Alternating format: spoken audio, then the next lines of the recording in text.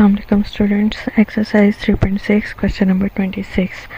ये आपको एक डेफिनेट इंटीग्रल दिया गया है जिसमें लिमिट ऑफ इंटीग्रेशन है 0 to π/4 और आपके पास फंक्शन क्या है जिसको इंटीग्रेट करना है, that is sin x - 1 whole divided by cos square x।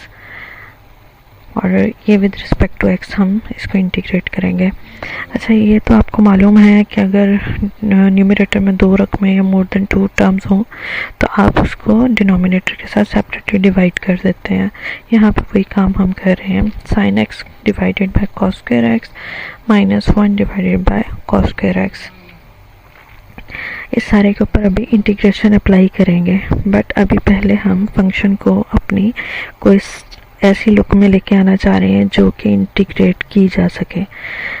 अच्छा, sin x divided by cos square x था। cos स्क्वायर x को हमने सेपरेट कर दिया। एक मरतबा का cos x हमने sin x के नीचे लिख दिया और एक मरतबा का cos x हमने 1 के नीचे लिख दिया। आगे है -1/cos स्क्वायर x। यहाँ पे यही बताया गया है कि cos स्क्वायर x जो सा है इसको हमने सेपरेट किया है लाइक दिस, ठीक है। अच्छा, आगे हमारे पास है 1/cos स्क्वायर x। आपको पता है कि रेसिप्रोकल ऑफ cos x जो सा है वो आपको देता है secant x, और ये क्योंकि cos स्क्वायर x था तो यहाँ पे आ गया secant स्क्वायर x। अब हम इंटीग्रेशन के लिए आगे बढ़ते हैं और sin x को हम लिख सकते हैं tan x और वंस अगेन 1/cos x को लिख सकते हैं secant x minus secant square x। Integration separately apply करते हैं दोनों टर्म्स के ऊपर। tan x secant x के ऊपर सेपरेटली इंटीग्रेशन अप्लाई होगी और secant स्क्वायर x के ऊपर सेपरेटली। कोशिश ये किया करें जितनी भी लंबी टर्म क्यों ना हो, मोर देन 1 टर्म्स हो आपके पास, आप सब पे इंटीग्रेशन सेपरेटली ही अप्लाई करें। इस तरह आपका जब आपने लिमिट ऑफ इंटीग्रेशन अप्लाई करनी है वो भी आसान हो जाती है। अच्छा, tan x and secant x, आपको याद होगा कि secant x की जब आप डिफ्रेंशिएशन करते हैं, क्लास में भी मैं आपको यही हमेशा रिवर्स ऑर्डर में ही सिखाती थी।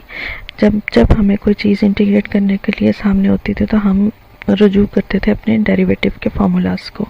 तो आपको याद होगा कि डेरिवेटिव ऑफ डिफ्रेंशिएट करना हो secant x को तो क्या आंसर आता था, वो आता था secant x into tan x। तो हमारे पास यही टर्म है जिसको हमने इंटीग्रेट करना था, लिहाजा secant x into tan x की इंटीग्रेशन से आपको मिला secant x, क्योंकि इंटीग्रेशन और डिफ्रेंशिएशन दोनों एक दूसरे के इन्वर्स प्रोसीजर्स हैं और लिमिट ऑफ इंटीग्रेशन तो लगेगी। सिमिलरली आपको ये भी याद होगा डेरिवेटिव ऑफ tan x जो सा secant स्क्वायर x देता है, लिहाजा secant स्क्वायर x की इंटीग्रेशन से आपको मिला tan x। Limit of integration दोनों टर्म्स के ऊपर सेपरेटली अप्लाई होगी। सबसे पहले limit of integration upper use होती है और फिर माइनस करके lower limit of integration apply होती है, जो भी आपके पास फंक्शन होता है। यहाँ पे secant x था तो secant of π/4 minus secant of 0 upper के ऊपर अप्लाई किया, पहले अपर लिमिट अप्लाई की फिर minus lower limit. Similarly tan x के लिए भी यही वाला काम। अच्छा, ये वैसे तो आपको कैलकुलेटर बहुत इजीली आंसर दे देगा secant π/4 का, secant 0, tan π/4 या tan 0 का, लेकिन अब मेरे पास चूँकि कैलकुलेटर नहीं था तो मैंने इसको ज़रा उस हिसाब से कैलकुलेट करके रखा है कि अगर बिलफर्ज आपके पास कैलकुलेटर ना हो या आप ले जाना भूल गए हो या आपका कैलकुलेटर काम नहीं कर रहा तो आपने ऐसी कैलकुलेशंस किस हिसाब से करनी है।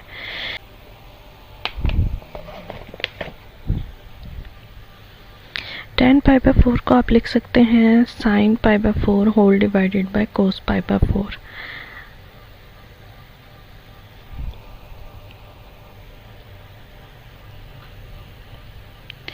ये भी आपको आइडिया है, sin π/4 और cos π/4 दोनों की जो न्यूमेरिकल वैल्यूज़ आती हैं वो सेम टू सेम होती हैं, इसलिए इसको डायरेक्ट भी अगर आपको याद हो तो tan π/4 1 के इक्वल होता है, तो आप इसको डायरेक्ट 1 भी लिख सकते हैं। ओके, 1/cos π/4, cos π/4 आपको देता है √2 डिवाइडेड बाय 2, ठीक है, या आप इसको कह लो 1 डिवाइड बाय √2, और जब आप उसका रेसिप्रोकल लोगे तो आ जाएगा √2, ठीक है। और cos 0 आपको देता है 1, लिहाजा 1 डिवाइडेड बाय 1 आपको दे देगा 1। यहाँ पे आपके पास साइन ज़ीरो जो सा है वो आपको ज़ीरो देता है। अगर न्यूमरेटर ही ज़ीरो हो गया तो डिनोमिनेटर के साथ डिवीजन लग के भी आंसर होगा ज़ीरो। ये आपके सिंप्लीफाइड फॉर्म और आंसर।